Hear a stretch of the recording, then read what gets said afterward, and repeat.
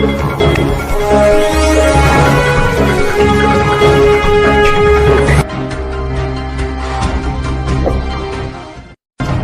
Friend, मैं हूं विनोद कुमार शर्मा। आप देख रहे हैं हमारा YouTube channel master media news. हमारी वीडियो पसंद आए तो लाइक कीजिए, सब्सक्राइब कीजिए और चैनल को सपोर्ट कीजिए। आपका ज्यादा समय न लेते हुए वीडियो करते हैं शुरू।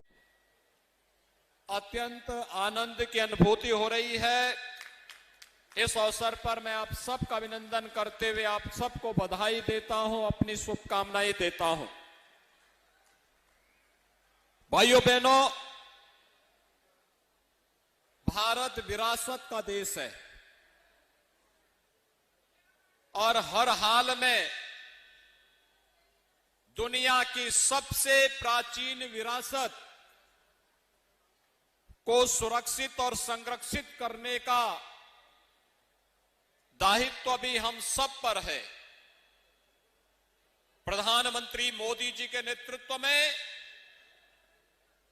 आज पूरा देश एक भारत श्रेष्ठ भारत के निर्माण की दिशा में कदम बढ़ाया है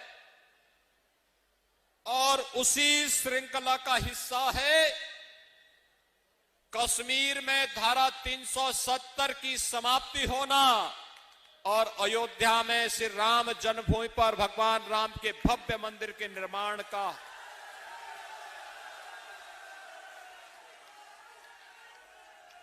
हमारे पर्व और त्योहार भाइयों बहनों इसी विरासत के हिस्से हैं, लेकिन कुछ लोगों को ये अच्छा नहीं लगता है। उन लोगों ने इस रामपुर की विरासत को भी नष्ट करने का षड्यंत्र किया था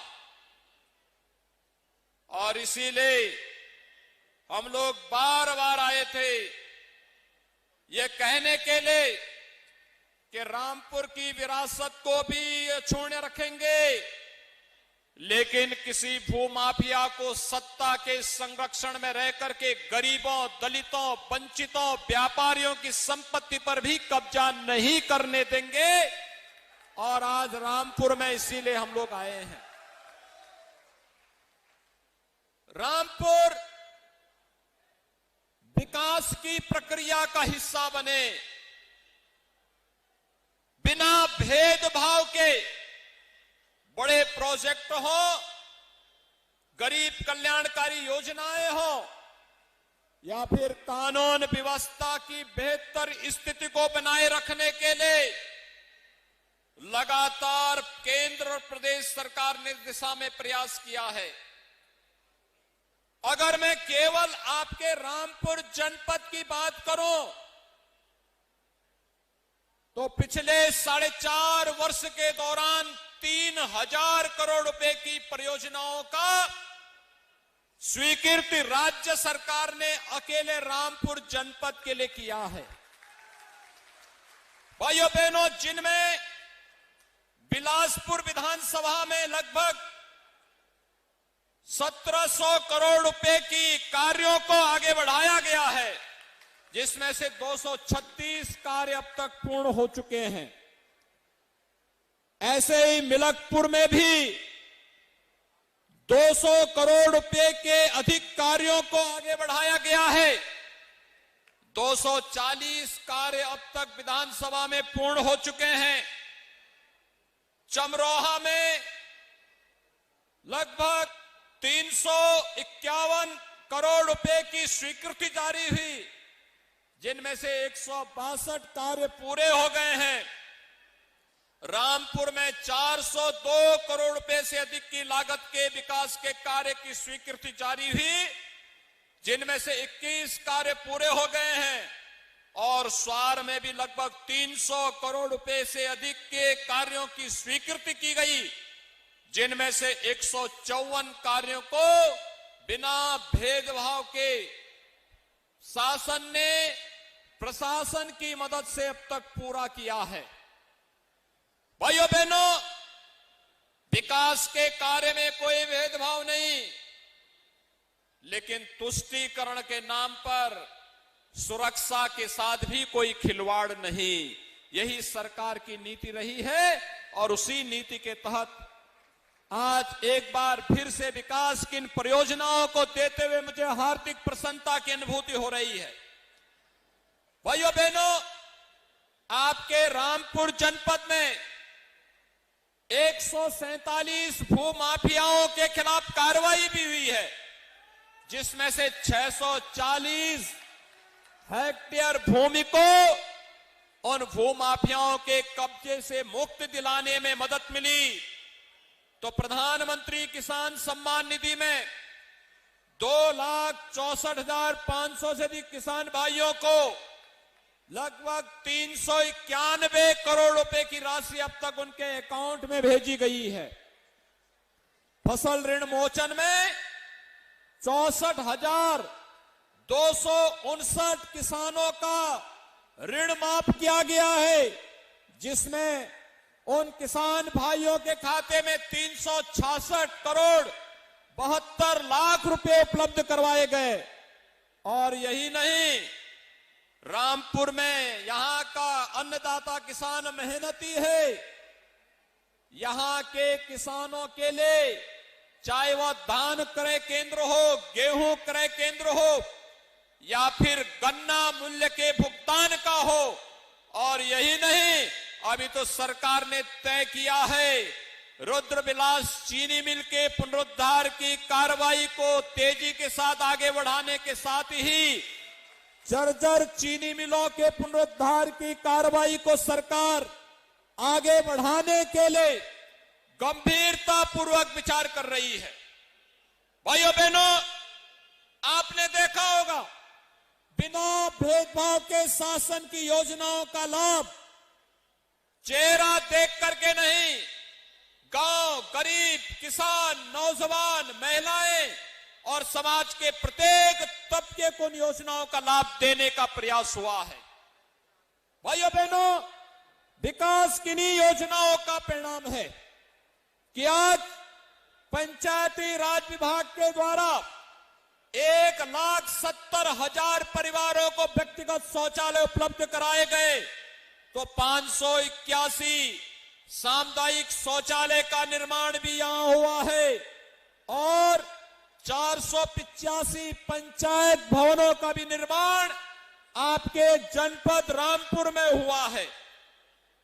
ग्राम्य विकास विभाग के द्वारा 5,262 गरीबों को मकान उपलब्ध करवाया गया और साथ साथ 1,06,30,000 मानव दिवसों का सृजन करके यहां के बेरोजगारों के लिए रोजगार की भी व्यवस्था उपलब्ध करवाई गई।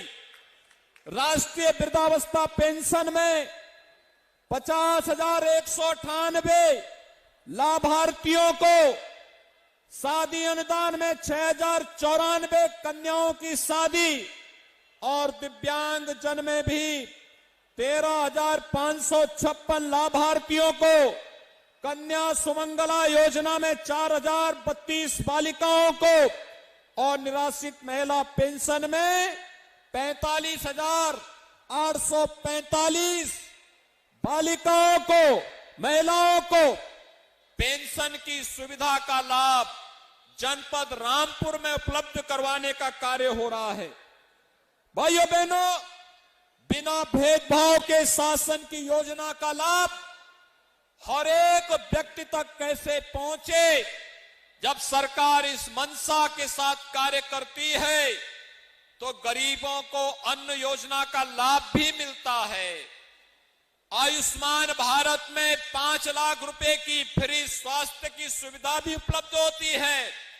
यह कार्य चेहरा देख करके नहीं, यह कार्य हर उस गरीब को, चाहे वह किसी भी जाति, किसी भी मत और किसी भी मजहब का क्यों न हो, हमारे लिए वह उत्तर प्रदेश का नागरिक है और उत्तर प्रदेश के किसी नागरिक के साथ जाति, क्षेत्र, भाषा, मत और मजहब के नाम पर कोई भेदभाव न हो।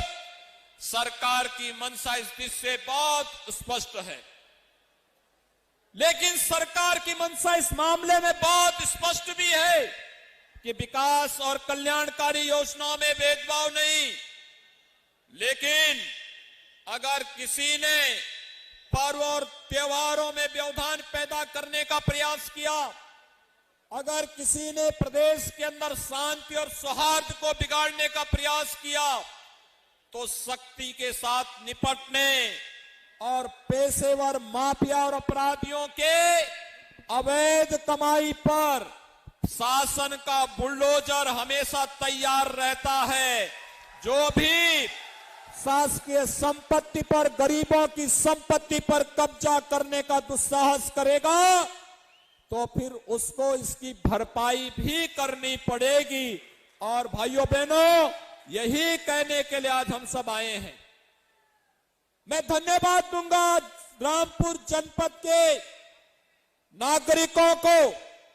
उन्होंने पिछली बार भारतीय जनता पार्टी को 2 विधानसभा सीटें जितवा करके भेजी थी और दोनों विधायकों ने विकास की प्रक्रिया के साथ पूरे रामपुर को जोड़ने के साथ साथ यहां पर बिना भेदभाव के योजनाओं का लाभ हर एक तबके को देने का भरपूर प्रयास किया। भाइयों बहनों, कोरोना कालखंड के दौरान कितना बड़ा कार्य हुआ।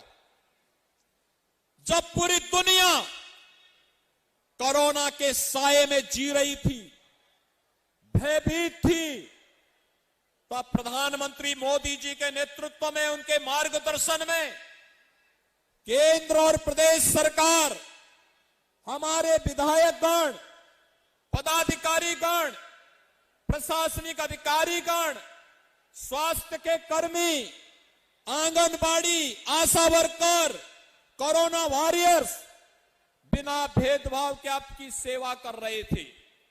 जीवन भी बचाना था, जीविका को भी बचाना था और उसी का परिणाम है कि भाइयों बहनों, कोरोना प्रबंधन उत्तर प्रदेश का सबसे अच्छा, पूरे देश और पूरी दुनिया के अंदर सबसे अच्छा। यही नहीं, कोरोना घर में जिनको हुआ उनको तो ठीक किया ही गया, जो जेल में भी कोरोना से पीड़ित थे उनको भी ठीक करवाया गया।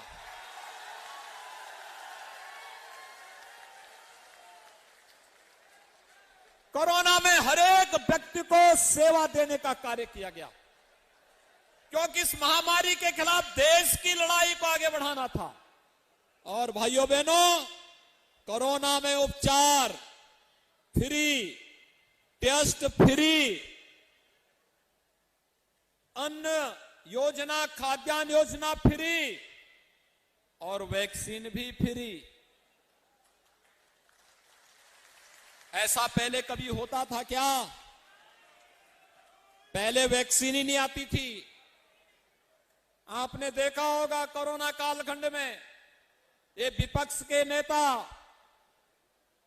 घर में बैठे थे, अपने भी पदाधिकारियों का हालचाल नहीं ले पा रहे थे, इतने भयभीत हो गए थे।